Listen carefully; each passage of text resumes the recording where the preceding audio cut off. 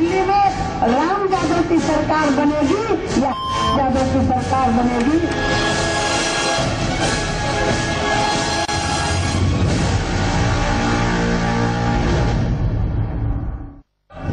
दिल्ली में राम यादव की सरकार बनेगी या उनका इस्तीफा भी लेना चाहिए, मंत्रिमंडल से बर्खास्तगी होनी चाहिए। ये लोग के हकदार वो स्वीकार नहीं कर सकते। दिल्ली में राम यादव की सरकार बनेगी या? बीजेपी ने साध्वी निरंजन भारती को सौंपी तो थी दिल्ली में चुनावी शंखनाद फूंकने की जिम्मेदारी, लेकिन पहली ही बॉल पर साध्वी ने ऐसा शॉट लगाया कि बीजेपी हिट विकेट होती दिखी। पश्चिमी दिल्ली की नुक्कड़ सभा में दिए बयान ने संसद में पूरे विपक्ष को एकजुट कर दिया और संसद में हंगामा बरप गया। मामला इतना बिगड़ा कि खुद पीएम नरेंद्र मोदी ने हस्तक्षेप किया और सांसदों और मंत्रियों को जुबान संभालने का निर्देश देना पड़ा। खुद साध्वी को भी माफी मांगनी पड़ी। जी, मेरा कोई इरादा नहीं था न है, लेकिन जो बात मेरे मुख से निकली है मैं दिल से उसको खेद प्रकट करती हूँ और स्वीकार करती हूँ। दरअसल दिल्ली का किला फतेह करने के लिए बीजेपी कोई कसर नहीं छोड़ना चाहती। विधानसभा चुनावों के ऐलान से पहले ही बीजेपी ने दिल्ली में पूरी ताकत झोंक दी है। 1 दिसंबर से 20 दिसंबर तक दिल्ली में बीजेपी के 282 लोकसभा और 43 राज्यसभा सांसद छोटी छोटी रैलियां करेंगे। दिल्ली में ये सांसद 2700 जनसभाएं करेंगे। इलाके, वर्ग और भाषा को ध्यान में रखकर दिल्ली में सांसदों का प्रोग्राम तय होगा। ज्यादा जोर पूर्वांचल के मतदाताओं को लुभाने पर रहेगा। उत्तर प्रदेश, बिहार और झारखंड के सांसदों को ज्यादा मीटिंग्स करने का जिम्मा मिला है। पार्टी पहले ही ब्लॉक स्तर पर पार्टी कार्यकर्ताओं की मीटिंग के दौरान रणनीति तैयार कर चुकी है। भारतीय जनता पार्टी के सभी सांसद इस सत्र के दौरान लगभग 2000 छोटी बड़ी बैठकें और सभाएं पूरे दिल्ली शहर में करेंगे और अभी तक लगभग 200 सांसदों ने अपनी सहमति और अपना समय दिल्ली में विधानसभा चुनाव के लिए दिया है। दरअसल चुनावों में बीजेपी क्षेत्रीय और जाति समीकरणों को देखते हुए अपना गुण गणित साध लेना चाहती है। बीजेपी ने आम आदमी पार्टी के जगदीश मुखी बनाम केजरीवाल स्ट्रैटेजी का भी तोड़ निकाल लिया है। जगदीश मुखी को राज्यसभा भेजने की तैयारी है, जिससे दिल्ली चुनाव मुखी बनाम केजरीवाल न बन पाए। जाहिर है राजधानी की लड़ाई में बीजेपी कोई कसर नहीं छोड़ना चाहती। ब्यूरो रिपोर्ट, जी मीडिया। नमस्कार, मैं हूं गौरव अग्रवाल, आप देख रहे हैं जी बिजनेस। वक्त हो चुका है बिग स्टोरी बिग डिबेट का। दिल्ली में बीजेपी ने मेगा प्लान पर काम करना शुरू कर दिया है। बीजेपी ने अपने सभी सांसदों को राजधानी के दंगल में उतार दिया है। आम आदमी पार्टी और कांग्रेस से बाजी जीतने के लिए पार्टी ने छोटी छोटी रैलियों की तैयारी की है, लेकिन जिस तरह साध्वी निरंजन ज्योति ने दिल्ली में बयान दिया, जिस तरह से गिरिराज सिंह के बयान की खबरें आई, उससे तो सवाल उठ रहे हैं कि क्या बीजेपी दिल्ली को भी बैटल ग्राउंड बनाना चाहती है। आज का बिग स्टोरी बिग डिबेट का एजेंडा यही है, क्या बीजेपी ने बैटल दिल्ली को बेलगाम कर दिया है। इससे पहले कि हम इस चर्चा को आगे बढ़ाएं, इस मुद्दे पर राजनीति कैसे शुरू हो गई है, पहले आप ये देख लीजिए। खैर इतनी एक तो चोरी और फिर सीना चोरी। मैं कहता हूं कि हमें ये तो उम्मीद नहीं है कि वो अपनी गलती पर माफी मांगे, मगर सख्त से सख्त कार्रवाई मोदी जी को अपने मंत्री के खिलाफ करनी चाहिए। इसी से एक उदाहरण साबित होगा। उनका इस्तीफा भी लेना चाहिए और इससे भी ज्यादा कोई सजा हो तो उनको मिलनी चाहिए। मैं ये समझती हूँ कि उनकी नैतिक जिम्मेवारी बनती है कि उनको इस्तीफा देना चाहिए, और यदि वो इस्तीफा नहीं देती है तो माननीय प्रधानमंत्री जी की जिम्मेवारी बनती है कि उनको बर्खास्त करना चाहिए। एक मंत्री या कोई सदस्य ने कुछ कहा और बाद में समझ लिया एक गलती है, तो गलती को स्वीकार किया, खेद व्यक्त किया। पार्लियामेंट के इतिहास में ऐसा कितना बार हुआ। वो लोग के पास और कोई इश्यू है ही नहीं, इसलिए वो इसको पकड़ के ये कर रहे हैं। उस तरीके के भाषण कोई मंत्री देती तो वो कानून का उल्लंघन है। धारा 153 का वो मंत्री पद पे कैसे रहेगी, क्योंकि वो जुल्म को कबूल करने का मतलब है कि संविधान का भी उल्लंघन किया उन्होंने, उसी संविधान का जिस संविधान के ऊपर शपथ लेकर वो मंत्री है। और इस मुद्दे पर बात करने के लिए मेरे साथ एक बहुत ही स्पेशल पैनल जुड़ा हुआ है। मेरे साथ अश्विनी उपाध्याय हैं, आप स्पोक्स पर्सन हैं बीजेपी के। अश्विनी जी स्वागत है आपका। मेरे साथ रामकृपाल सिंह है, आप सीनियर जर्नलिस्ट हैं, सर आपका बहुत स्वागत है। राजीव त्यागी है मेरे साथ, स्पोक्स पर्सन कांग्रेस के, आपका भी स्वागत है राजीव जी। इससे पहले कि मैं अश्विनी जी आपके पास आऊं, रामकृपाल जी मैं आप सबसे पहले आपके पास आना चाहूंगा। जिस तरह से साध्वी निरंजन ज्योति का बयान आया, जिस तरह से गिरिराज सिंह ने बयान दिया, कल उन्होंने जिस तरह से दिल्ली में एक सभा में कहा बैटल दिल्ली बेलगाम, हमने टाइटल इसलिए दिया है कि क्या वाकई क्या बीजेपी के नेता बेलगाम से होते दिख रहे हैं? और बैटल दिल्ली में जिस तरह से, जो मैं डिस्कस करूंगा कि आगे किस तरह से पूरी फौज उतारी गई है, वाकई यहां पर दिख रहा है कि बीजेपी येन केन कैसे भी जीत की तरफ जाना चाहती। नहीं, मुझे आश्चर्य होता है ये जो कुछ भी आज हुआ है बीजेपी की तरफ से। देखिए, पहली बात तो मैं कह दूं कि उसको ये इनडिफेंडेबल है, उसको बेकार का उसका बचाव किया ही नहीं जा सकता। दूसरी बात जो आप कह रहे थे कि बेलगाम लोग बेलगाम हो रहे हैं, मैं कह रहा हूं कि ये बेलगाम लोग थे। इनको जिसने उतारने का निर्णय लिया सबसे बड़ा दोषी तो वो है, उसको माफी मांगनी चाहिए और बीजेपी के शीर्ष नेतृत्व को माफी मांगनी चाहिए पूरे देश से। ये सिर्फ देश का सवाल नहीं है। जो उनकी महिला सांसद ने जो कहा है, मंत्री जी ने जो कहा है, वो पूरी दुनिया को गाली है। इतनी बड़ी दुनिया को गाली है कि मतलब हमें, आप सोचिए कि मीडिया जिस शब्द को कहीं कोई मीडिया इस्तेमाल नहीं कर पा रहा है शर्म के मारे, अगर वो एक मंत्री और सांसद कहता है चूक हो गई, और तो ये डिफेंड, इसको डिफेंड नहीं किया और लगातार एक पॉइंट तक तो डिफेंड करती है पार्टी, दूसरी बाद में माफी मांगी। दूसरी एक बात और मैं कहूं, जिस देश में सबको पता है कि मुख्यमंत्री का कैंडिडेट भी वोट नहीं ला सकता, जहां जो पार्टी जानती है कि सिर्फ मोदी के नाम पे वोट आता है, वहां ये दोबारा क्यों, जैसे एक कमरे में 15 लोग झाड़ू लगा रहे थे, पूरी दुनिया हंस रही थी, कहीं पूरी दुनिया में एक कमरा एक आदमी साफ करता है, 20 लोग 20 झाड़ू नहीं एक कमरे को साफ कर सकते।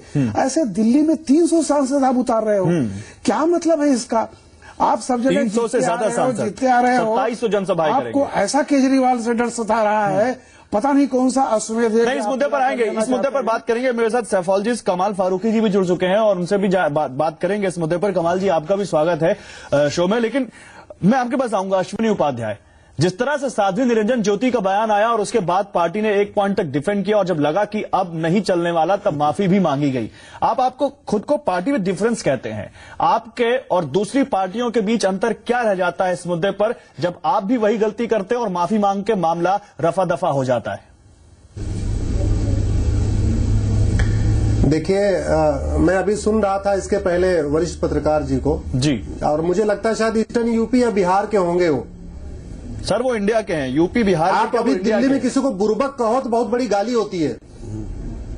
हाँ, दिल्ली में अगर आप किसी को बुर्बक कहो तो बहुत बड़ी गाली होती है, जबकि यूपी, पूर्वांचल और बिहार में बुर्बक बड़ा सामान्य शब्द है। ठीक है, तो लेकिन जो कुछ साध्वी जी ने कहा इस्तेमाल किया है पूर्वांचल में चलता है, ये तो फंसेंगे और कहने क्या बात नहीं। ठीक है, मेरी बात तो सुनिए, कहिए। अरे मेरी बात सुनिए, बीच में टोकिए नहीं, बीच में टोकिए नहीं प्लीज।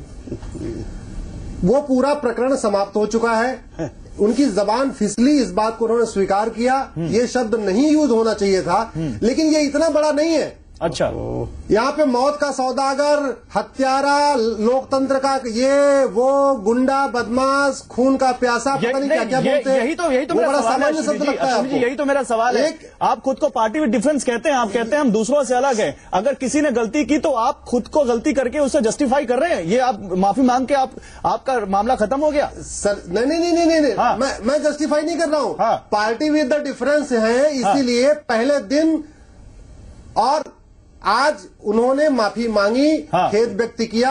ये मतलब कोई कार्रवाई नहीं होनी चाहिए कि जनप्रतिनिधि है, पहली बार कार्रवाई नहीं होनी चाहिए ताकि दूसरों के लिए एग्जाम्पल से ये कुछ नहीं होना चाहिए। ये पार्टी विद द डिफरेंस है। ये सर जी, मौत का हत्यारा कहने वाले आज तक लोकसभा, राज्यसभा माफी मांगे क्या? वो जो उन्होंने कहा वो तो सामने वालों ने लोकसभा माफी मांगा क्या? आतंकवादियों के समर्थकों ने आज तक लोकसभा में माफी मांगा क्या?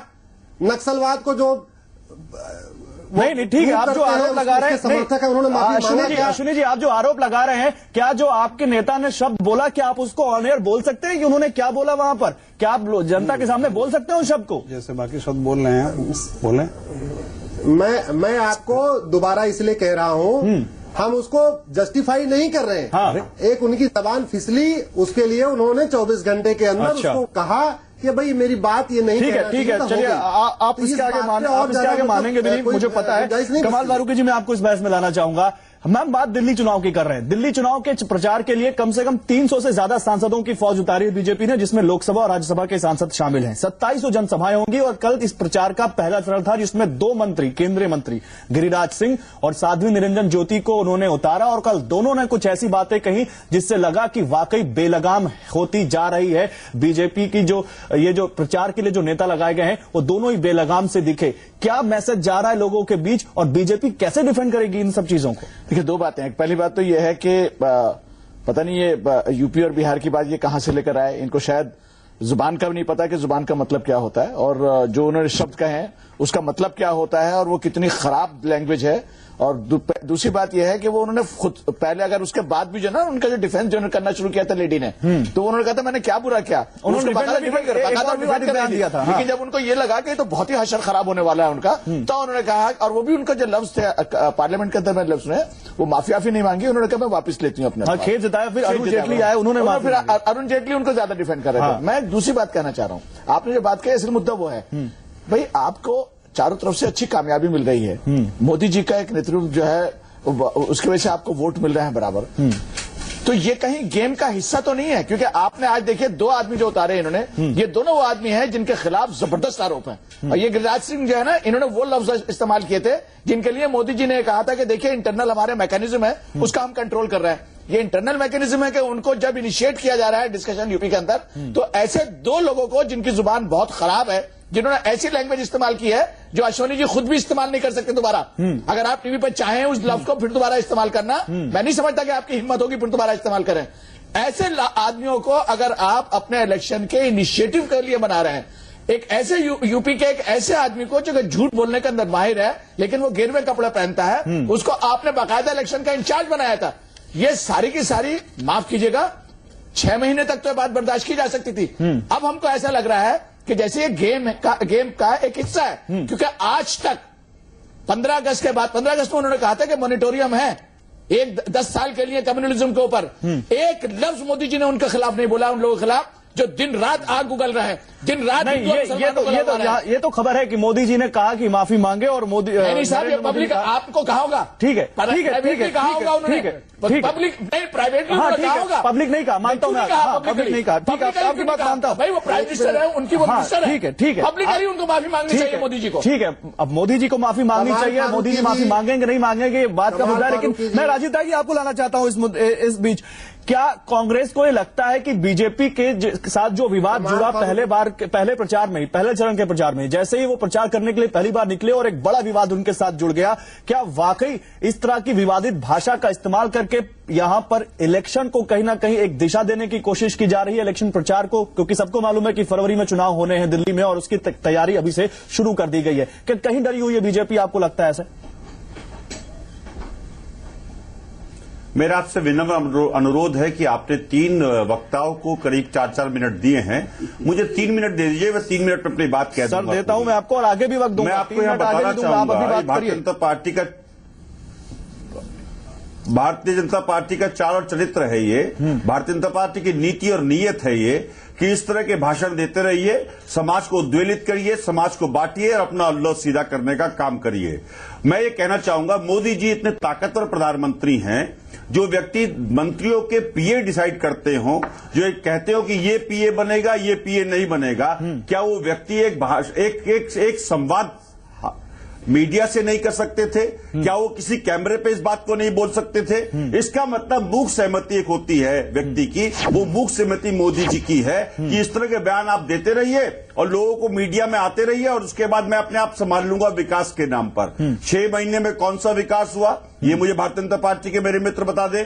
और अभी एक चीज, एक फैशन और चल गया भारतीय जनता पार्टी में कि कोई भी पत्रकार बंधु, कोई भी पत्रकार मित्र हमारे वो अगर भारतीय जनता पार्टी के चाल और चरित्र पर प्रश्न चिन्ह लगाने का काम करते हैं तो उस पर व्यक्तिगत आक्षेप लगाने का काम करते हैं, व्यक्तिगत टिप्पणी करने का काम करते हैं, पूरा अटैक करने का काम करते हैं। नहीं, वो पत्रकारों पर हमेशा लगता रहा है, उससे डर नहीं है। सवाल यहाँ पर सच्चाई का है, वो पर्सनल कमेंट करें, वो प्रोफेशनल कमेंट करें, पत्रकार जब उतरता है पत्रकारिता करने के लिए तो इनसे नहीं डरता है सर।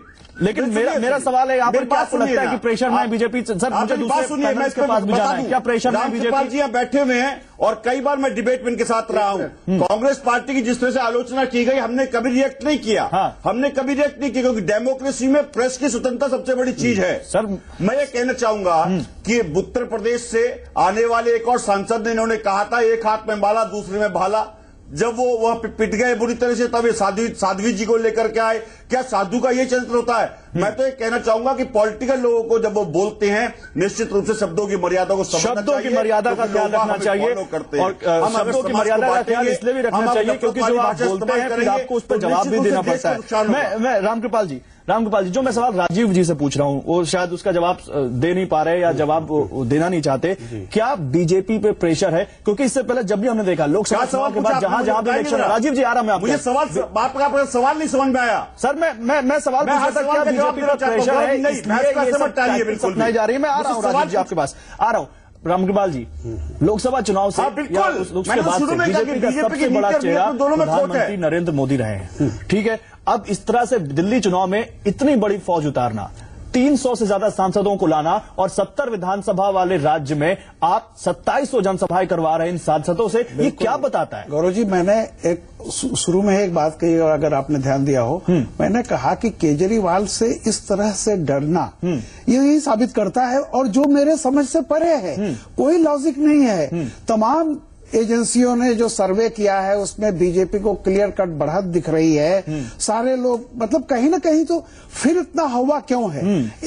एक बात और मैं कहूंगा, आदरणीय अश्विनी जी अभी जो बात कह रहे थे, केवल एक बात उन्होंने खुद ये बात कही, उन्होंने वो सारे शब्द गिनाए जो विपक्ष ने अब तक कहे थे, इनके विरोधियों ने, जिस पर लोगों ने माफी मांगी। लेकिन आज जो इनकी तरफ से जो शब्द आया था उसका एक खुद भी उच्चारण नहीं कर पा रहे हैं। इसलिए कृपया, एक तो आपने गलत कहा, मौत के हत्यारे नहीं था, मौत के सौदागर है जो कहा गया था, कृपया आप सुधार लें। दूसरी बात यह है कि आपने उन सारे लोगों का पर आरोप लगाया कि ये कहा गया, ये कहा गया, ये कहा गया। कृपया अपने मुंह से कहिए कि आपके सांसद ने क्या कहा। इसका मतलब अगर आप खुद दूसरों को शब्द को दोहरा सकते हैं लेकिन आपकी पार्टी ने जो शब्द कहा है तो उसको आप अगर दोहराने की हिम्मत नहीं रखते तो आप ये समझिए कि सबसे बड़ा अपराध किया आप लोगों ने। नहीं, वो उसकी गंभीरता का अंदाजा उसी से हो जाता है। अश्विनी उपाध्याय, लेकिन मैं आपसे फिर से ये पूछना चाहूंगा कि आपको लगता नहीं है कि जो ये सेल्फ गोल हो गया, कहीं ना कहीं इमेज खराब हो गई, क्योंकि बीजेपी में 97 माफ कीजिएगा, दिल्ली में बहुत ज्यादा जो आबादी है वो शहरी, करीब 90% से ज्यादा अर्बन आबादी है, पढ़े लिखे लोग हैं, टीवी मीडिया से जुड़े हुए हैं और उनको मालूम है कि देश दुनिया में क्या हो रहा है। और जिस तरह से ये बयान आया, कहीं ना कहीं ये सेल्फ गोल हो गया और आपको ये डैमेज कंट्रोल करना बहुत मुश्किल हो जाएगा। सर मुझे थोड़ा सा टाइम दीजिएगा क्योंकि मेरे ऊपर 3 लोगों ने सवाल खड़ा किया तो मुझे सबके जवाब हाँ, लेकिन थोड़ा टाइम लिमिट होती है टीवी में, तो इसका भी ख्याल रखिएगा। ये हो रहा है कि हाँ बिल्कुल बिल्कुल, पहली बात तो ये सवाल कि 200 सांसद क्यों उतारे? 300 से ज्यादा सर, 200 नहीं, 300 से ज्यादा उतार दिए तो क्या बुरा किया? नहीं, और बहुत अच्छा किया। हाँ नहीं, बहुत अच्छा किया। नहीं 200 उतारे, 300 नहीं 200 उतारे। दूसरी बात, नहीं सर 300 उतारे, अखबार की खबर है ये। शाम के वक्त, अच्छा मैं बता, चलिए 300 उतारे हैं। शाम को 5 बजे के बाद जब लोकसभा राज्यसभा बंद हो जाती है तो सांसदों के पास दिल्ली में काम नहीं होता जो दिल्ली के बाहर के सांसद हैं। ये तो हमने एक नया इनिशिएटिव लिया है कि कम से कम जो बाहर के सांसद हैं और उनके पास 6 से लेकर रात को 9 बजे तक का काम दिया है, ठीक है, और मंडे टू थर्सडे दिया है, फ्राइडे सब अपने अपने घर चले जाएंगे। ठीक है, सांसद हैं, सांसद जीत के आए हैं, ये हमारी पार्टी की स्ट्रेटजी है, उसमें कोई डर भय की बात नहीं है। लेकिन वो सांसद अपने अपने क्षेत्रों के अगर यहां जा रहे हैं तो उसमें कोई दिक्कत नहीं है। दूसरी बात, अभी शायद फारूकी साहब हैं, ये वही फारूकी साहब हैं जिन्होंने यासीन भटकल को निर्दोष बताया था। जी हाँ, जी हाँ, वो आप जैसे मुद्दा नहीं है, जी वो मुद्दा नहीं है, आज भी पड़ा हुआ है उसको जी, मुद्दा वो नहीं है, आज भी पड़ा हुआ है अश्विनी जी। वैसे आप लोग झूठ बोलने के अंदर तमाम मुद्दे देखिए उसको, देखिए क्या कहा हम बोलिए, लेकिन हाँ, लेकिन अश्विनी जी वो मुद्दा नहीं है, अश्विनी जी वो मुद्दा नहीं, मुद्दे पर है तो ज्यादा अच्छा है, मुद्दे पर के बात करते हैं, मुद्दा वो नहीं है, उस पर बात करेंगे तो फिर समय बहुत कम हो जाएगा। मेरे सामने टीवी नहीं है, मेरे सामने टीवी नहीं है, मैं तो केवल सुन पा रहा हूं, मैं देख नहीं पा रहा हूं। सुन रहे हैं तो वही बहस हो रही, जो आप बहस हो रहा है, दिखा नहीं रहे, हम तो बात ही कर रहे हैं।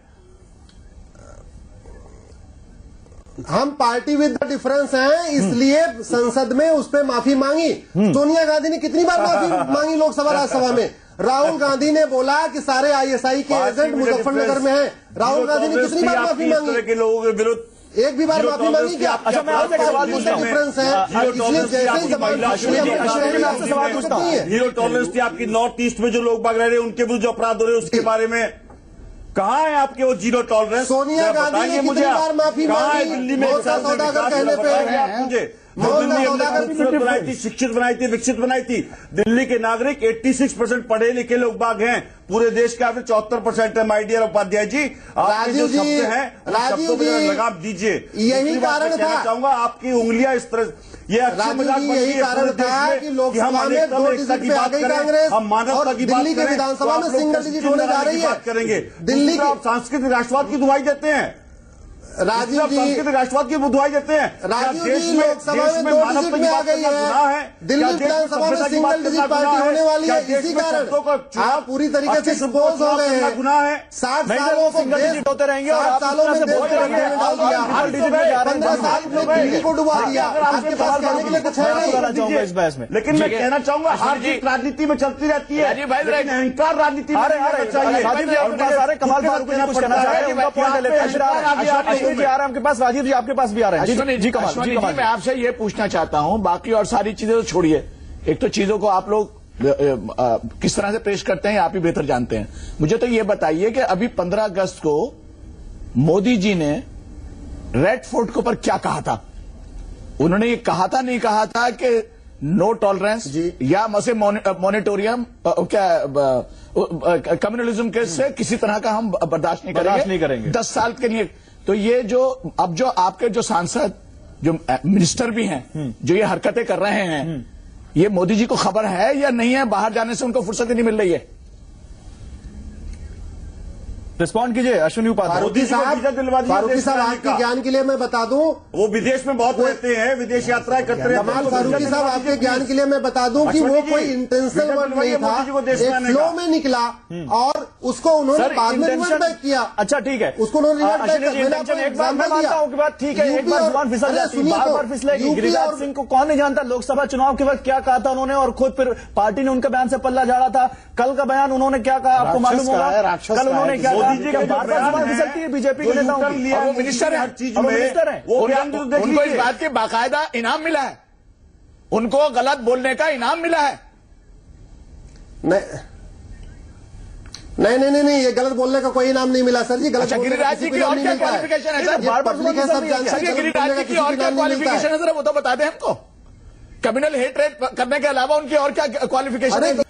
तो ब्रेक के बाद स्वागत है आप सभी का बिग स्टोरी बिग डिबेट में। हम बात कर रहे हैं बैटल दिल्ली बेलगाम जिस तरह से होती दिख रही है और जिस तरह से बीजेपी के 2 बड़े नेताओं ने, 2 केंद्रीय मंत्रियों ने कल प्रचार किया दिल्ली के लिए, और उसी प्रचार में कुछ ऐसी बातें कही जिसको कोई भी डिफेंड नहीं कर सकता, कोई जस्टिफाई नहीं कर सकता और कोई भी उस पर कुछ कमेंट करने से भी बचेगा। मैं आपके पास आऊंगा अश्विनी जी। इस दौर की बातचीत में हम कोशिश करते हैं सभी पैनलिस्ट से, ये मैं रिक्वेस्ट भी करता हूं कि अब थोड़ा हेल्दी बात करते हैं और बात करते हैं कि क्रिस्प शब्दों में, समय कम लें, बात अपनी ज्यादा रखें। दिल्ली के मुद्दे 24 घंटे में सस्ती बिजली, पानी का जो बिल आ रहा है उसको सस्ता किया जाए, अवैध कॉलोनियों की समस्याएं, दिल्ली में अटके हुए प्रोजेक्ट्स और लोगों के सस्ते मकान, ये कुछ अहम मुद्दे हैं जो हमने छाटे हैं। और भी कुछ बड़े मुद्दे हो सकते हैं इनके अलावा।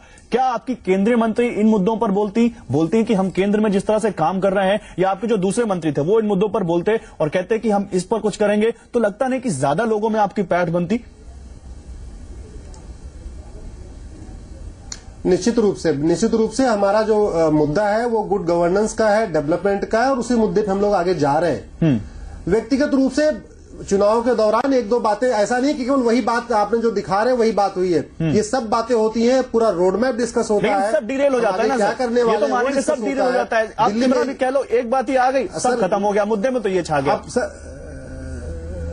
हाँ बिल्कुल, नहीं मैं आपकी बात से सहमत हूँ। हाँ, दिल्ली में शहरी क्षेत्र होने के बाद भी केरला में 97% साक्षरता है, दिल्ली में 83% है। क्यों? ये हमारे लिए एक बहुत बड़ा मुद्दा है। दिल्ली को 100% साक्षर कैसे बनाएं? दिल्ली को गंदगी से कैसे मुक्त करें? दिल्ली का कूड़ा कहाँ जाएगा? दिल्ली का जो जाम की समस्या है वो कैसे खत्म होगी? दिल्ली में मुद्दों की राजनीति हो रही है, कैसे ठीक होगा? वो हमारे मुद्दे हैं। राजीव जी, आपको लगता है दिल्ली में मुद्दों की राजनीति हो रही है? नहीं, हाँ राजीव जी, हमारे लिए दिल्ली हमेशा एक बेहतर शहर बनाने की परिकल्पना रही है और हमने किया है। मैं आपको 2 मिनट समय दीजिए। दिल्ली सरकार का कुल बजट 37,000 करोड़ का है, करीब 1200 रुपए का घाटा है आज की डेट में, अगर 2012-13 के बजट की बात करेंगे।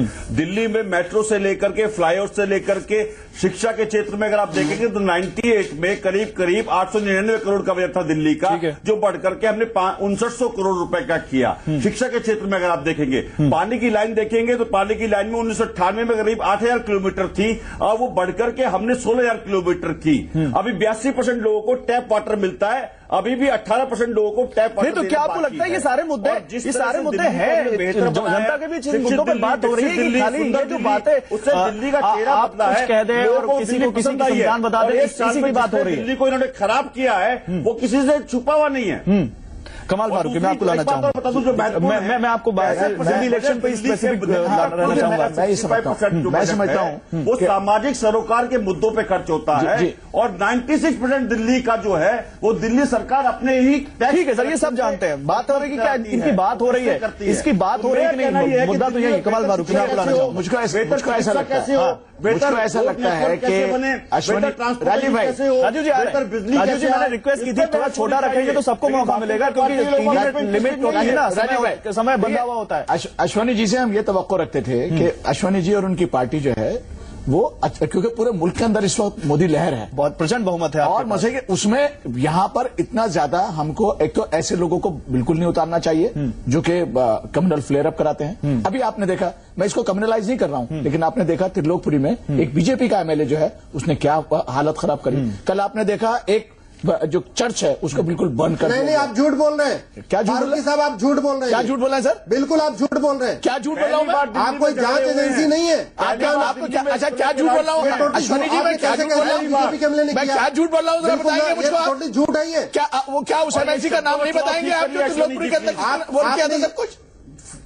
आप क्या बात कर रहे हैं? मैं बता रहा हूँ, यासीन भटकल को आपने निर्दोष बताया था, ये सच्चाई है। चलिए वो समाजवादी पार्टी ने आपको निकाला था, ये सच्चाई है। फिर आप उस पर चले गए, सवाल ये पैदा होता है समाजवादी पार्टी ने आपको निकाल दिया, ये सच्चाई है। आप उस पर नहीं आएंगे, मुद्दों की बात करें। जरूरत इस बात की है कि जो दिल्ली की बेसिक एजुकेशन की प्रॉब्लम है, स्कूल्स की प्रॉब्लम है, ये हमारे जितने भी स्कूल्स हैं उनमें पूरी तरह से आरटीई जो है ना एप्लीकेबल नहीं हो पाया, लोगों का एडमिशन नहीं मिल पा रहे हैं, पानी की प्रॉब्लम है, बिजली की प्रॉब्लम है, रोड्स बेपनाह खराब हो रहे हैं।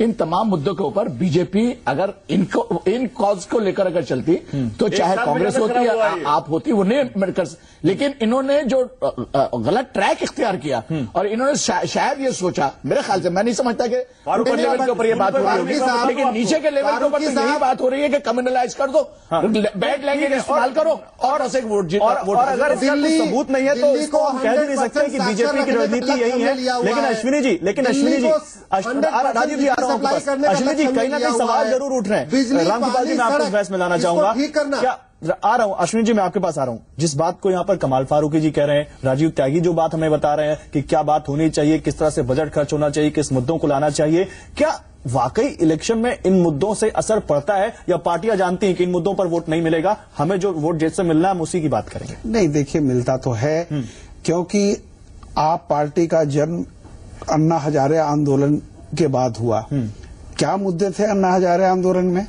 कहीं न कहीं से उन दिल्ली के लोगों को लगा कि ये आदमी करप्शन मुद्दा था सबसे ऊपर, और बल्कि सिविक एम्यूनिटीज का मुद्दा जो दिल्ली के लोगों के लिए होता है। देखिए, दिल्ली जो है वो बाकी राज्यों की तरह नहीं है।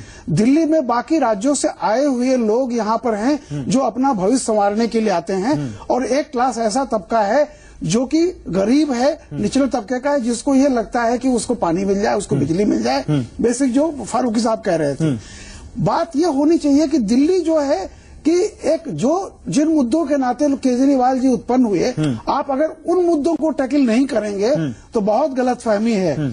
एक बात मैं आखिर में कहूंगा, सीरियस बहस हो रही थी, बार बार ये कहा गया कि वो 3 बार जीते हैं। देखिए, जीवन का मूल्य उसकी गरिमा में होता है, सफलता में नहीं। हिटलर पूरी आधी दुनिया जीत गया था। जीत जो होती है ना, हमेशा जीत जो होती है अहंकार के पैकेज में आती है।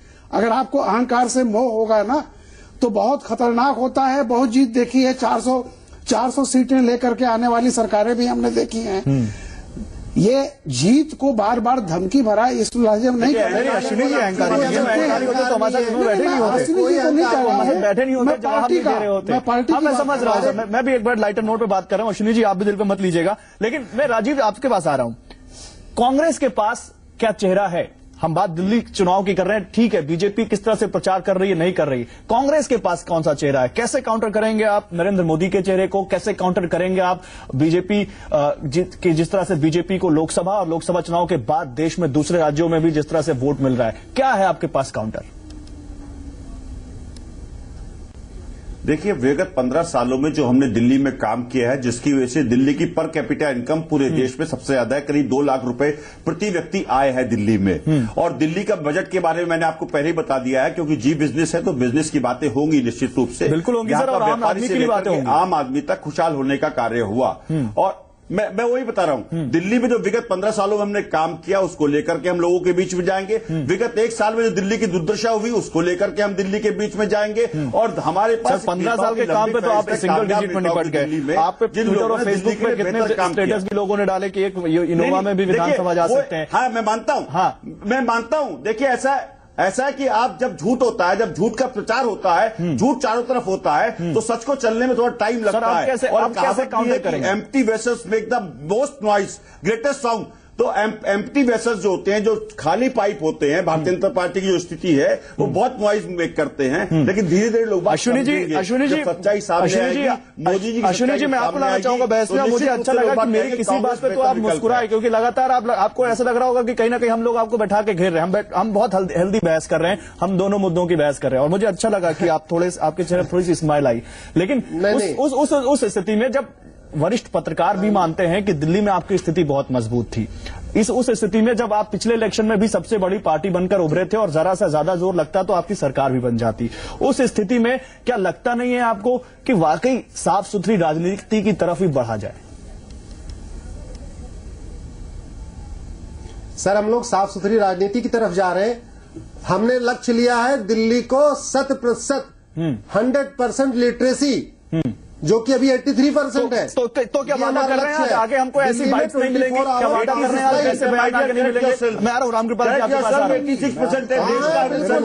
क्या वादा कर रहे हैं हमको आगे ऐसी बाइट नहीं मिलेंगी और ऐसे बयान नहीं मिलेंगे? ये वादा कर दीजिए, मैं मान लूंगा आपकी बात सही है। ये वादा कर दीजिए आप, ऐसे हम बाइट्स और ऐसे बयान आगे नहीं देखेंगे। दिल्ली इलेक्शन तक हो नहीं जाता।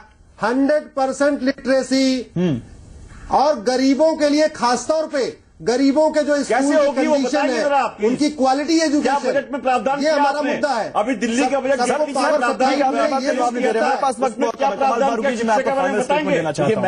इस बेलगाम बैटल को कैसे हम क्या जनता तो अपना वो देगी, लेकिन क्या इस पर लगाम लगेगी आपको लगता है? देखिए, मैं ये महसूस करता हूं इस वक्त हमारे सामने दोनों पार्टीज के वो बैठे हुए हैं, स्पोक्स पर्सन बैठे हुए हैं, और दोनों लोग जो है वो दिल्ली के असल मुद्दों की तरफ से आंख चुरा रहे हैं। और मैं समझता हूं ये दोनों पार्टीज को बहुत नुकसान पहुंचेगा।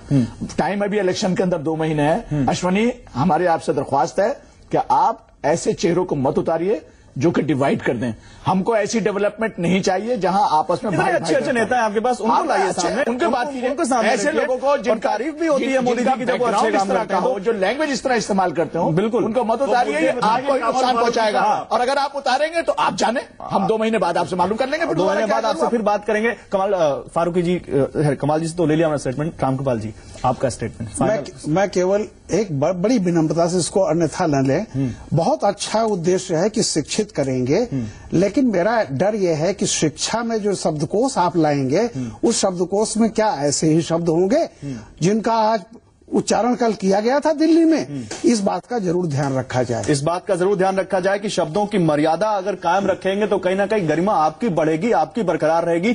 वरना इस पढ़े लिखे राज्य में जहां सबसे ज्यादा अर्बन आबादी है, लोग ज्यादा टीवी से, मीडिया से जुड़े हुए हैं, उन तक खबरें ज्यादा जल्दी और अच्छी तरीके से पहुंचती हैं, वो चीजों को समझते भी हैं और पब्लिक है, सब जानती है। फिलहाल बहुत शुक्रिया अश्विनी जी आपका हमारे साथ जुड़ने के लिए, राजीव जी आपका बहुत शुक्रिया और कमाल फारूकी जी और रामकृपाल जी आप दोनों का बहुत शुक्रिया जुड़ने के लिए। बैटल दिल्ली पहले दिन की जब प्रचार किया बीजेपी ने, उसी से बेलगाम होती दिखी और हम उम्मीद करते हैं एक बहुत साफ सुथरी बैटल की, एक ऐसी हेल्दी बैटल की जिसमें सब अपना पक्ष रखें और जनता एक ऐसी सरकार चुने जो उसके लिए काम करे। फिलहाल बिग स्टोरी बिग डिबेट में बस इतना ही। कल फिर हाजिर होंगे आपके साथ एक और ही बहुत ही अच्छे इशू के साथ जो सीधे आपसे जुड़ा हो। हमें दीजिए इजाजत। जी बिजनेस पर खबरों का सिलसिला जारी रहेगा। नमस्कार।